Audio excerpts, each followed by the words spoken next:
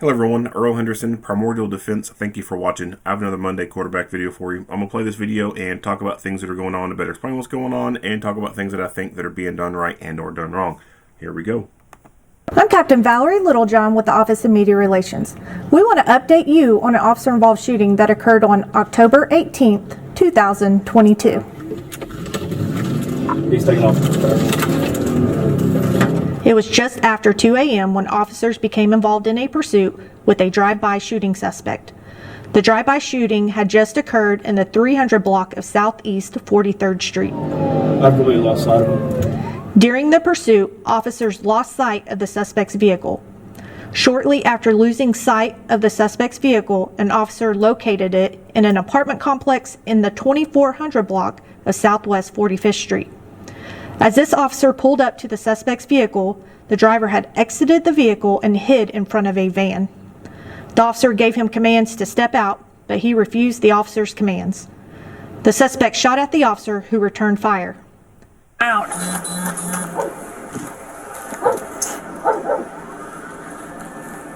On the ground! Come out to me! Ah! Shots fired, shots fired.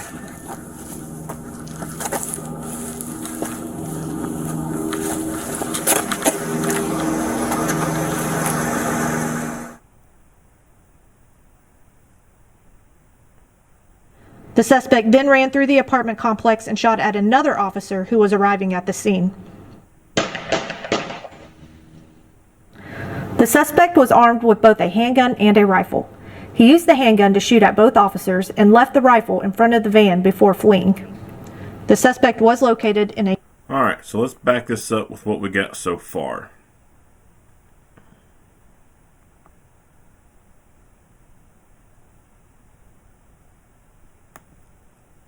Alright, so an officer the located... timing on this is kind of interesting.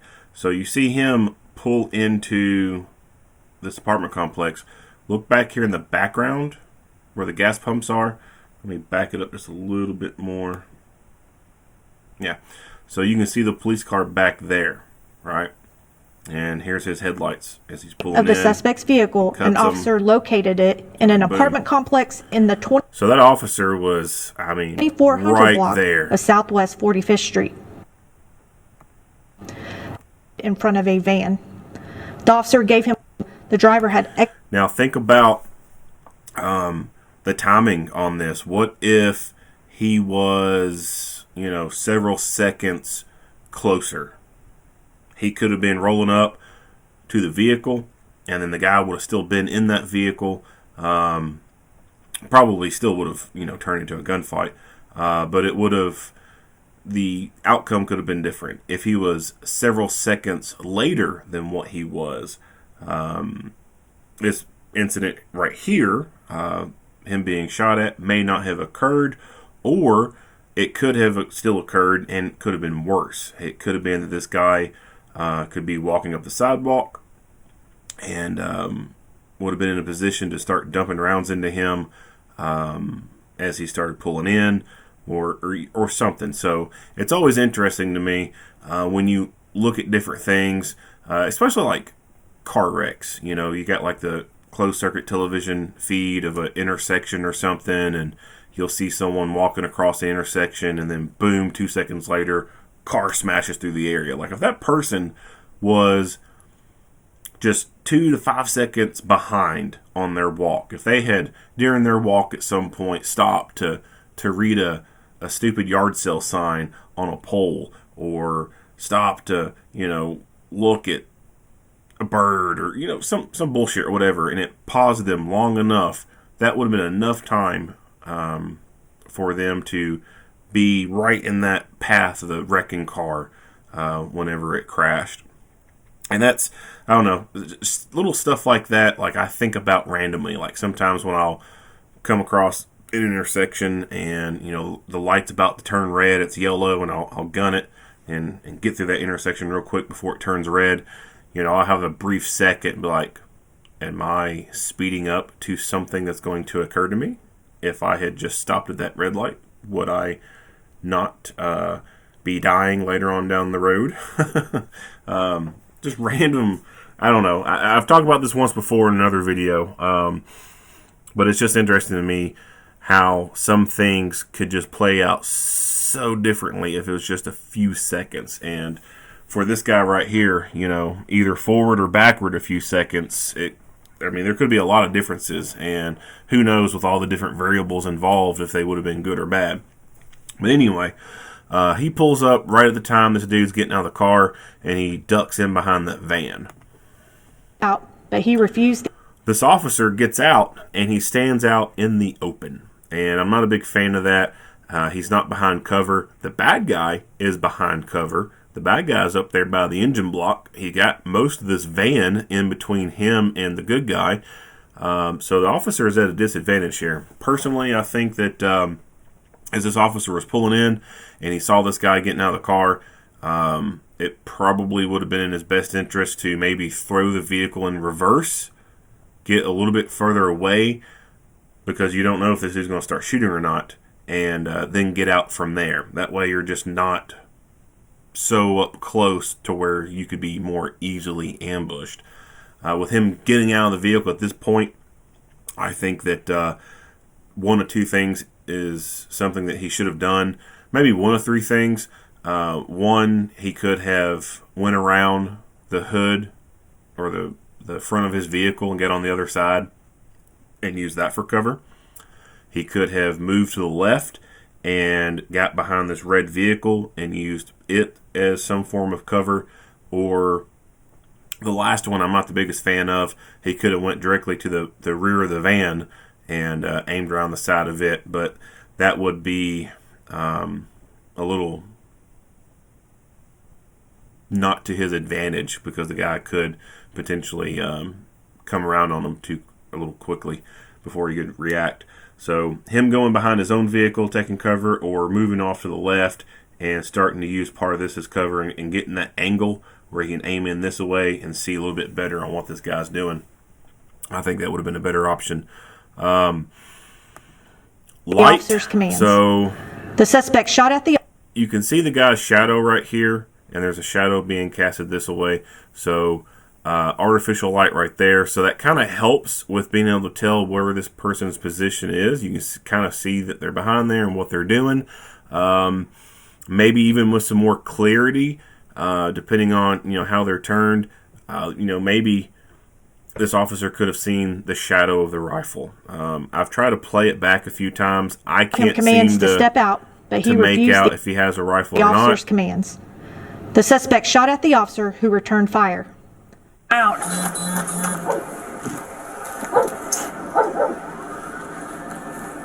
On the ground. Come out to me. But you do hear it hit the ground. But anyway, I think he has a weapon-mounted light on his handgun. Let's see if I can bring that back into view. Yeah, he does. He has a weapon-mounted light. He could have activated this. I don't know if it would have done him a whole lot of good within this point right here. One, having that mirror right there and it being more of a reflective surface. It could have been some blowback, so to speak, on him with a white light. But at this corner right here, if he'd gone over there, I think that the use of white light would have been beneficial to him, at least for that guy. Maybe trying to poke around, he'd be blinded by light, or he would see him a whole lot better as he peeked around the corner with the gun. I tried slowing it down to see exactly, when this dude shot, but it's extremely difficult to tell. Come out to me. Come out to me. So I try to pay attention to the mirror area, and it almost seems like you can see part of him poke out from there. Come out to me. Come out to me.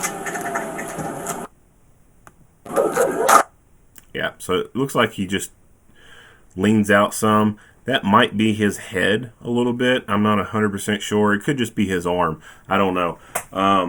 It's really difficult to tell, especially with it being so dark. Had he had his weapon-mounted light on, that may have been something that he could have seen and been able to react to, because it seems like he more or less just ended up reacting to the actual gunfire itself instead of the sight of the guy coming around. Shots fired, shots fired.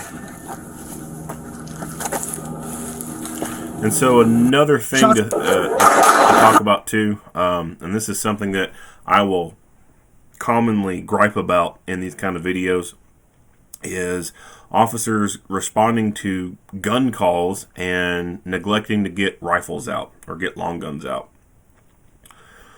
So while en route to a call like this, I think the proper thing to do is to stop at some point and get the rifle out. Get it charged, throw the sling around your neck, kind of like in a modified one-point configuration, have the muzzle between the legs, and then proceed to the call. That way, when you arrive on scene, you've already got a rifle on your body, it's charged and ready to go. As soon as you dismount that vehicle, boom, you've got a rifle in hand. If you don't, and you keep it in its mount, or you keep it in the trunk or the cargo hold inside the rifle bag, whatever, then when you get on scene, then you have to go through those steps to get the damn thing out and ready. And in this scenario, that's exactly what's happened. His rifle and everything is locked up in its place. So he doesn't really have the opportunity to get his rifle out, because it would put him at risk by having to, one, not be providing lethal cover towards this area. So as soon as he gets out, he points his gun over there, which is the right thing to do, because you're dealing with a very vicious person. And if he is wanting to get that rifle out, well, it's going to be, he's either going to have to A, transition that handgun to his left hand while he's pointing it out the door, and reach over with his right hand and try to blindly find the magnetic disconnect button to unlock the rifle from the mount, pull the rifle out of the mount, and then somehow transition pistol back into holster, get rifle, charge it, get it loaded, and then put it into play. That's a bunch of bullshit. Like, that's not going to happen very well. And most likely you're going to have to turn your head to look to see where that button is, to press it to get it unlocked. Or if it's in the cargo hold of the vehicle, same kind of scenario. You're not going to be able to provide that cover very well. You're not going to be able to keep eyes on that threat area very well. So even though the rifle is right there, it might as well be not there at all, because it's so hard to get to. It's unsafe to get to the rifle at this point.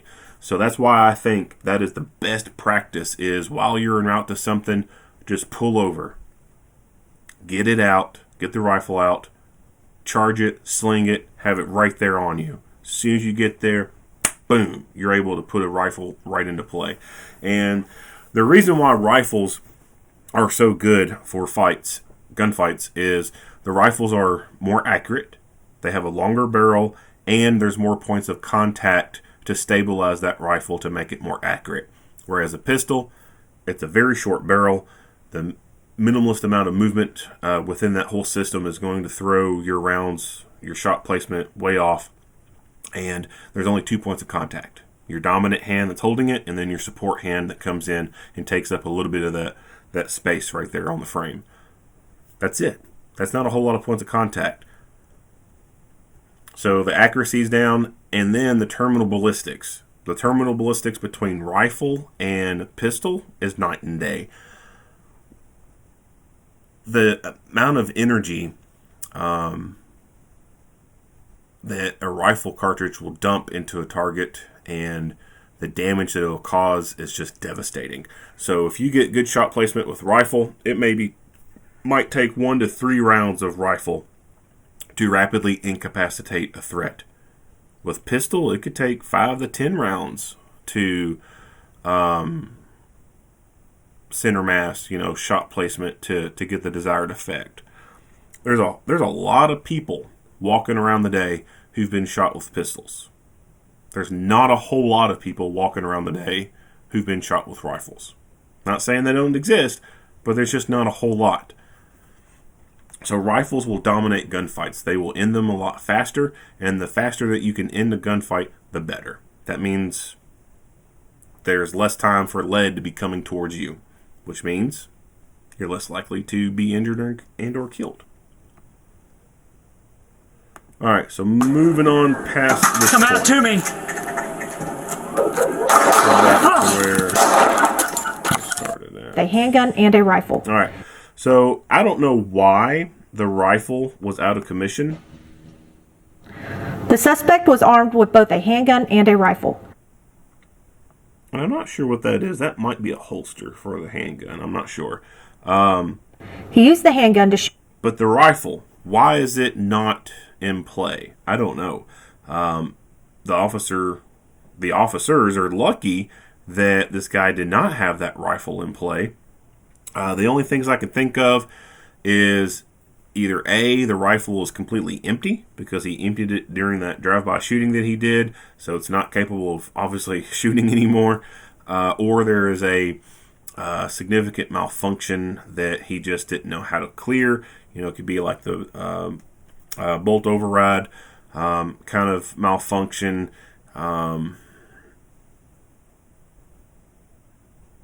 And it could be another simpler malfunction that he was just too stupid to know how to clear it out and get it back into the fight. Whatever the case is, they're lucky that he did not have this rifle to put into play, because they would have been outgunned at that point. Shoot at both officers and left the rifle in front of the van before fleeing. The suspect was located in a nearby apartment. The suspect continued to fire shots in the apartment as officers tried to negotiate with him. Shots fired. Shots fired. Shots fired. Apartment as officers. So I don't know how they ended up finding him at this apartment, but lo and behold, they ended up finding him here. I'm not the biggest fan of standing in the door frame here. Now, this officer is kind of sideways. He is using this part of the front of the building, which is brick, as sort of cover, but it's not the best cover in the world. I mean, that's a very thin sliver right there. There is another officer on the other side of him. You can kind of see his foot right there, but that's about all you can see of him.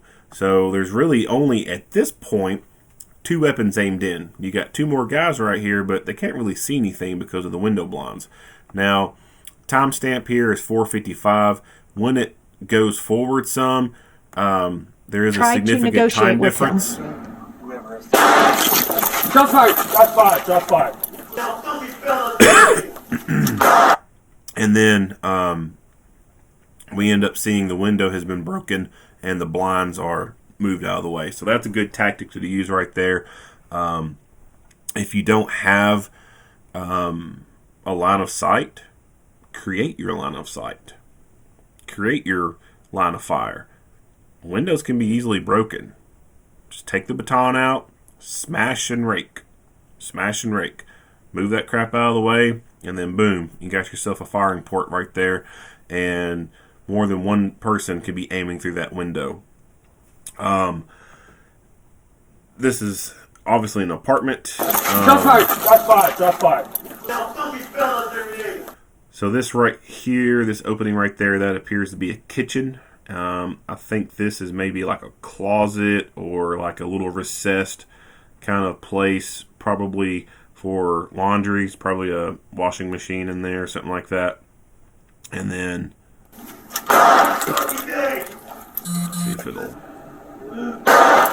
Damn it. Dagan, come on, man. You can do this. Come out peacefully. Now, let me back this up again. Man. So the problem I see is that there's only one person with a rifle. You got a pistol here and a pistol here, and then this person here. I think they have a pistol as well. Hands up. Come on, Dagan. It's gonna be. All right, so you can kind of see more of this hallway right here. Assuming there's a room that goes back in there. Now, he was in that room shooting. I don't know what he was shooting at, but he was firing rounds. So they've kind of got themselves a barricaded situation where there's an armed guy inside the building or this structure, and he's non-compliant and he's shooting his gun. So, like, other than using the verbal commands to try and get him out, depending on what equipment they had, they could have attempted to deploy some type of irritant in there, but I have no idea if they would have had that or not. Sometimes it depends on the agency. Some agencies will have SWAT team members who work regular patrol, and some of them are allowed to have some of that stuff in their vehicle. Some agencies say they have to keep it at the station in special magazines and whatnot. So it would vary from agency to agency on policies and stuff like that. I don't know what this agency's particular policies or setup is, but I don't think it's the greatest idea to have that specialized equipment and then say that no one can carry it all the time and it has to stay at the station locked up. That's kind of pointless to me. That would just be like saying everyone needs to have first aid kits, but we're not going to give them to you. We're going to keep them here at the station. That way we can maintain better control over inventory, or, and then if you need it, just come to the station and grab it. Like that doesn't help, right? Like that's unrealistic. So I think the best policy is for people who are trained in those things to be able to keep those munitions with them. That way it can be rapidly deployed. Obviously, K9 is not going to be the best choice to send in there because it would be inevitable that the K9 would be injured and or killed by this person. So really, it's just a waiting game with the verbal stuff, unless you can put some chemical irritants in there and force them to come out. Eventually, he does decide to come out. It's a long time frame of them standing there, but he does eventually decide to come out. Again, these people are standing in the doorway. I'm not the biggest fan of that standing in the fatal funnel. Yeah, of course he would have got returned fire as soon as he did it, but he could have very easily poked out around there and just started dumping rounds towards this door frame right here. And there's not that great amount of cover right there. I think raking this window out is the best thing to do, and have at least a good rifle or two, if not right up here on the window, then backed away a little bit. It looks like a flashlight is right here on the ground. I don't know if that's intentional or if that was accidental, but it appears to be possibly pointing in the wrong direction, or it just could be that at its angle, this is where we're seeing a lot of white light from. But on something like this, I think it would be perfectly acceptable to take the utility light, turn it to constant on, and then set it right there in the door frame, or set it right there in the window frame, directing light in. That way you can have bright light shining in, and then you could back away from those areas and make it to where you have a smaller footprint, so to speak, as far as visibility. So the closer you are to cover, the more that can be seen of you if someone looks towards you. The further you back away from that cover, the less of you they can see. So while they're up close to this window like this and this door frame, there's a lot of their body that is visible to this guy. And if they back away from it, less of them would be visible. And if you had bright lights right there in the window in the door frame, just sitting there shining in, that may be something that would make them think that people are a lot closer than what they are. And if they did start shooting, they could direct their fire to those lights. And then unbeknownst to them, they're actually a little bit further away and able to return fire and do so with better cover between them. Back this up so you can see this again without a bunch of talking. Shots fired! Shots fired! Shots fired! Now, fuck these fellas every day. Fucking day. Damn it. Dagan, come on, man. You can do this. Come out peacefully. Hands up. Come on, Dagan. It's gonna be okay. Okay. It's gonna be okay, okay? Keep coming to me. Just keep coming, Dagan. Keep coming. It's alright. You're gonna be alright. It's gonna be okay. I promise, Dagan. I promise you. I promise you. It's gonna be okay. You're gonna be alright. It's gonna be okay. I promise, Dagan. I promise you. I promise you. Yeah, so I'm not the biggest fan of that right there. That's bullshit. Alright. You're gonna be alright. It's gonna be okay. I promise, Dagan. I promise you. I promise you. It's gonna be okay. Yeah. No, Like, that dude's not getting back up to his fucking feet uncuffed. Like, that's not happening. I don't think that should have happened like that. They should have exerted more control over him, limit his ability to fight, get him cuffed up, then he can go on his feet. Dagan, you did the right thing. That's right. We just had to start at the right step, right? The suspect eventually came out of the apartment and was taken into custody. Neither the officers nor the suspect were injured during the incident. The suspect was identified as Dagan Oliver. It was learned the suspect was also the Dagan, you did the right thing. That's right. We just had to start at the right step, right? The suspect eventually came out of the It always tickles me that these dumb fucks who act like they're such hard ass motherfuckers. Like they hard in the streets. They thuggin'. Fucking badass. They end up crying like little bitches so often. They really do. It's comical. It really is. apartment and was taken into custody. Neither the officers nor the suspect were injured during the incident. The suspect was identified as Dagan Oliver. It was learned the suspect was also a suspect in several armed robberies in our city. The involved officer was placed on routine administrative identified as Dagan Oliver. It was learned the suspect was also a suspect in several armed robberies in our city. The involved officer was placed on routine administrative leave pending the outcome of the investigation. The investigation is still in the early administrative in several armed robberies. So it's possible that he could have bought this rifle from a gun dealer. I don't know if he has any felonies tied to him or not. He's only 20 years old.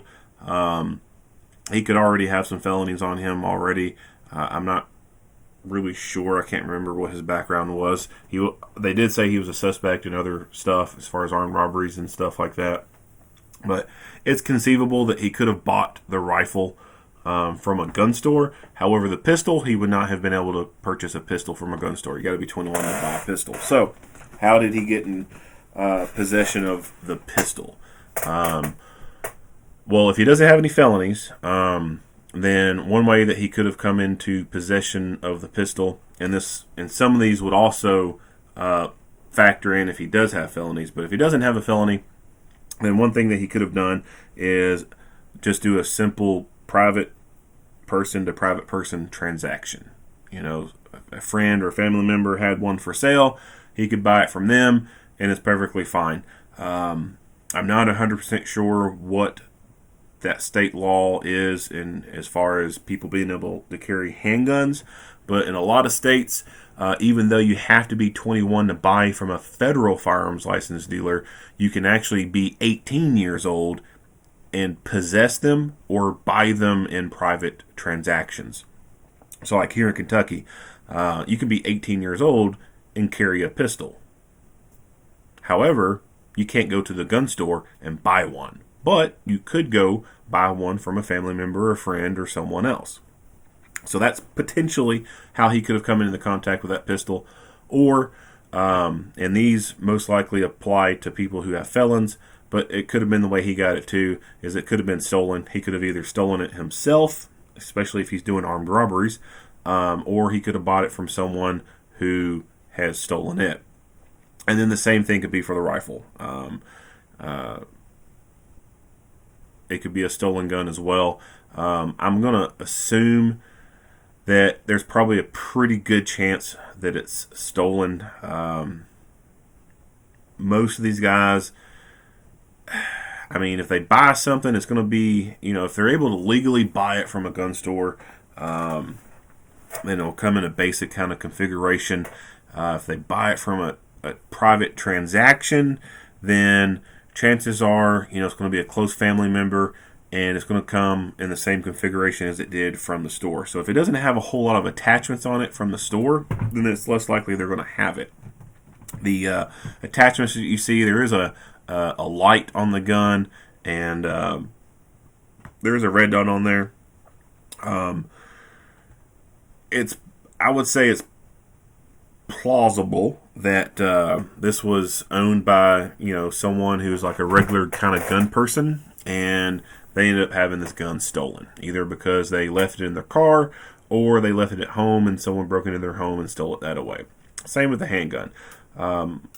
That's how a lot of guns end up on the streets. That's how a lot of these felons, these convicted felons who cannot legally go buy them, that's how they mostly end up with them. They either steal them themselves or they buy them from someone who has stolen them. The most common way for guns to be stolen is out of the car or out of the house, with no one, the owner or anyone responsible for it, being nowhere around. Why is this happening?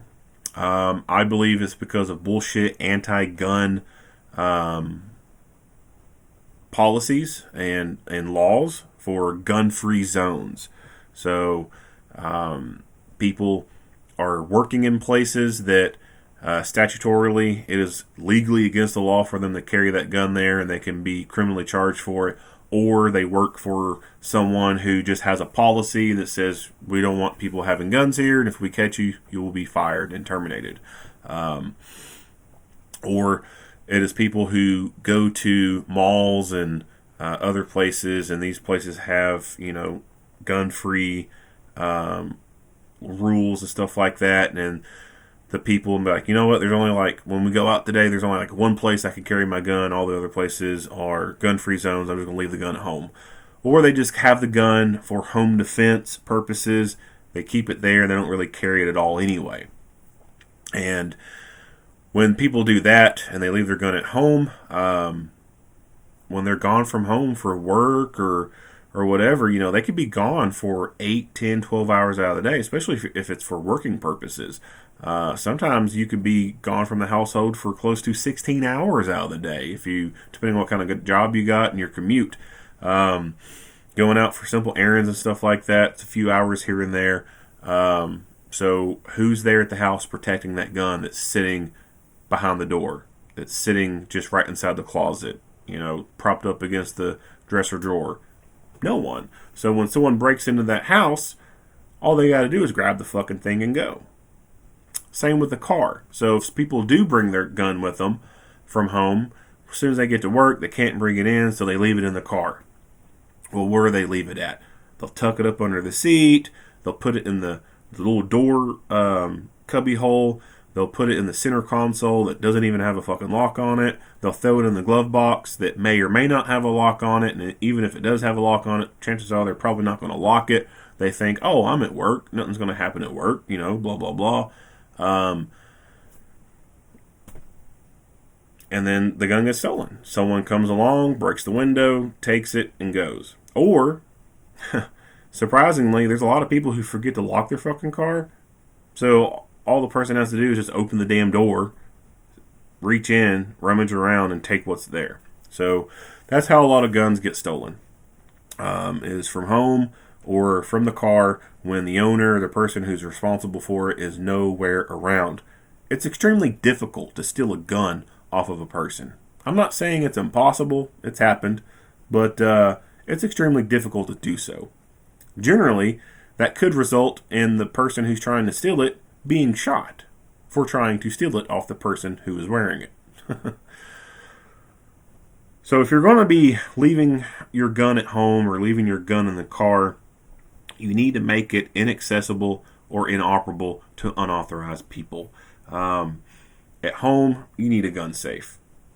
You need a safe to put your gun in, and if you can't afford a safe, then you need a trigger lock or a cable lock to run through the gun. That way, if they do take the damn thing, then it's going to be a whole lot harder for them to get it into play. Yes, those things can be defeated, but it's going to take some time for them to do that. Your car, same thing. You need a safe for the car. You can get a safe, a lockbox with a steel cable tether on it that will tether to the car frame. Or, I'm sorry, the seat frame, and you're not going anywhere with that damn thing. It's not likely that the criminal who is car hopping and comes across your car will have a pair of bolt cutters with them to cut that steel cable tether. So, or you can have an actual dedicated safe that is bolted somewhere into the trunk, or hell, if you got a large enough center console, you can even have a specialty gun safe built into it that is anchored in, and no one's going anywhere with it. You're going to have to steal the damn car to get the safe, right?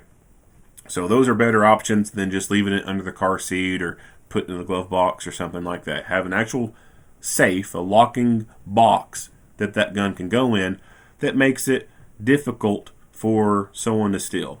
It's not going to 100% stop someone from getting into it. All safes, all locks can be defeated. Even all the safes and locks at Fort Knox can be defeated. You just need time. And that's what these safes do. They buy time. So it's not like a movie where the criminal's going to have all the safe cracking shit, you know. They're going to be in your bedroom with a stethoscope, with the thing up against the door of the safe, and they're clicking the combo, or they got the drill and they're drilling in through that precise spot in that safe to crack it or whatever. Like, they're not going to fucking do that shit. They're going to come in, they'll see the safe, they might try to mess with it. If they have something to pry it open, they might try that at first.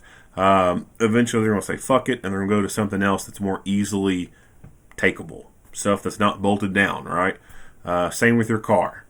They're just going to take what's easy. They don't want to increase their chances of being caught, especially in and around cars.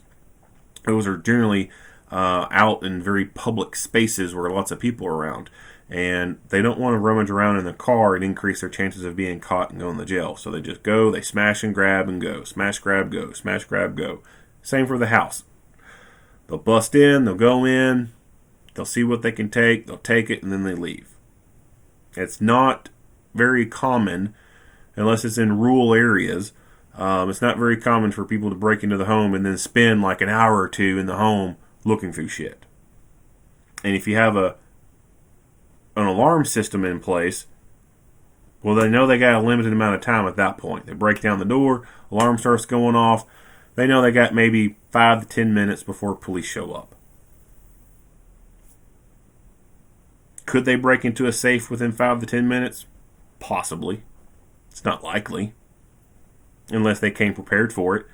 Which, if they came prepared for it, then that means they already know about it. So what's that tell you? They know you. And unfortunately, that happens a lot with burglaries. It's people that you know breaking into your fucking house, stealing your shit. Because you fucking tell everybody about what you got.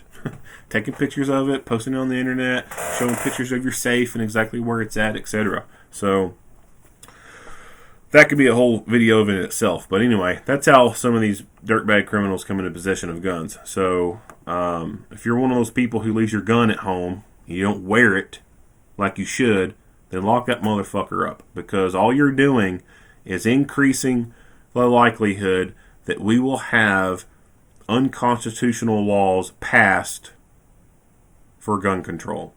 Drastic gun control. You're increasing the odds that the anti-gun left crowd will get their wishes and might even amend the Constitution and change the Second Amendment or fucking abolish it. That's it. If you like what you hear and see, go ahead and give me a like and a share. If you have not already, hit the subscribe button and stay tuned for more Monday quarterback videos. Earl Henderson, Primordial Defense, thank you for watching.